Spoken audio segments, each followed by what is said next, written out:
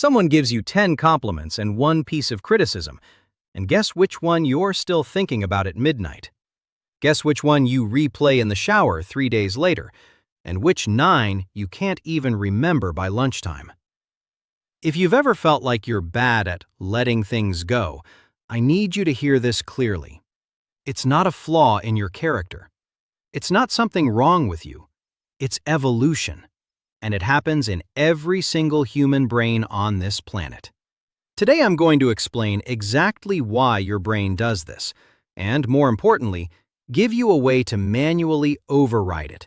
Not by pretending the negative didn't happen, but by physically rewiring what your brain reaches for first. This phenomenon has an actual name in neuroscience, the negativity bias.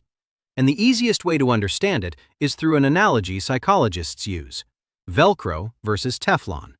Negative experiences stick to your brain like Velcro. One sharp comment, one moment of embarrassment, one mistake, and it hooks in immediately, wiring itself into memory with very little effort. Positive experiences, on the other hand, behave like Teflon. They slide right off unless you consciously do something to make them stick. A compliment, a kind gesture, a good moment. Your brain registers it, briefly, and then lets it go. Because as far as your survival wiring is concerned, it didn't need to remember it. Here's why this asymmetry exists. Go back tens of thousands of years. The human ancestor who vividly remembered which berries made them sick, which trail had a predator, which stranger seemed dangerous, that person survived and passed on their genes. The human who treated every good and bad experience with equal, brief attention was at a real disadvantage. Because forgetting a threat could be fatal, while forgetting a pleasant afternoon cost nothing. Over hundreds of thousands of years, this created a brain that is, by default, several times more sensitive to negative input than positive input. Some researchers estimate it takes roughly 5 positive experiences to emotionally offset a single negative one, just to bring you back to neutral. That's not pessimism. That's biology doing exactly what it was built to do. The problem is, this system was built for a world of physical predators and immediate survival threats. It was not built for a modern life full of notifications, comparison, criticism, and constant low-grade social stress. Inputs that your Velcro brain treats as seriously as an actual predator, even though none of them can physically hurt you. Your brain hasn't caught up to the world you're actually living in.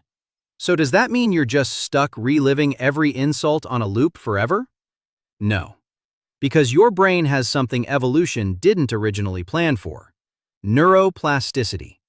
The ability to physically change its own wiring based on repeated, deliberate input. And this is where the manual overwrite comes in. The tool I want to give you is called noticing glimmers. If a trigger is a small moment that spikes your nervous system into stress or threat, a tense email, a dismissive tone, a wave of self-doubt, a glimmer is the exact opposite. It's a small moment that signals safety, ease, or connection to your nervous system. A stranger holding a door, warm light through a window, a song that unexpectedly lifts your mood. Glimmers happen constantly throughout your day, but because they're Teflon by default, your brain lets almost all of them slide by unnoticed. Here's how you manually steer toward them.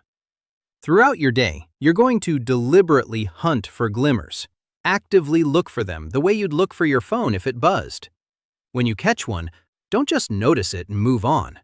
Pause for 3 to 5 seconds and name it internally. That's a glimmer.